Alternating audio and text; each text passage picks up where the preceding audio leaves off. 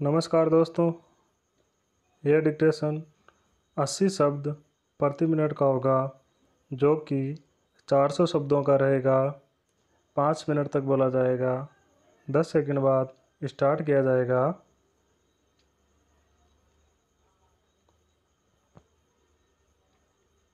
Start.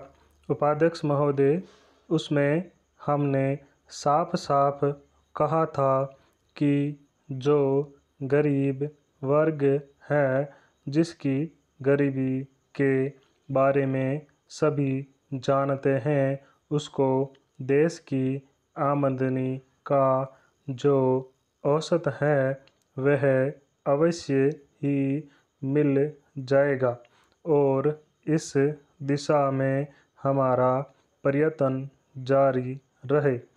हमारा जो budget है उसको जब तक अपनी आर्थिक व्यवस्था या अपने विचारों के अनुसार नहीं आंकेंगे, तब तक उस ध्येय की पूर्ति नहीं की हो सकती।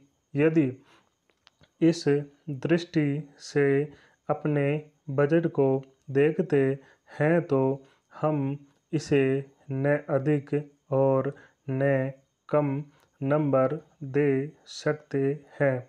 मेरी प्रार्थना यह है कि सरकारी या सरकार जिन संस्थाओं को सहयोग देती है, उन्हें आदेश दिया जाए कि वे देश की उन्नति का विचार करें, परंतु खाने की पुष्टि देकर नहीं। यह कार्य शीघ्र से शीघ्र होना चाहिए। इसका कारण यह है कि उच्च श्रेणी आम जनता का आदर्श होती है और जो कुछ उच्च श्रेणी के लोग करते हैं उसकी नकल कनिष्ठ श्रेणी के लोग करते हैं। इसलिए यह काम पहले उच्च श्रेणी पर हो जाए तो आम जनता पर उसका प्रभाव अवश्य गहरा पड़ेगा। सप्ताह में 2 बार भोजन छोड़ने का जो मेरा सुझाव है, इससे न केवल अनाज वरन ईंधन, तेल, कोयला आदि सब की बचत होगी। भोजन छोड़ने के अलावा अन्न बचाने का और भी एक तरीका है। वह भी सामाजिक श्रेणी पर किया जा सकता है। जानते हैं कि इस देश में 10% अन्न कौन खराब करता है?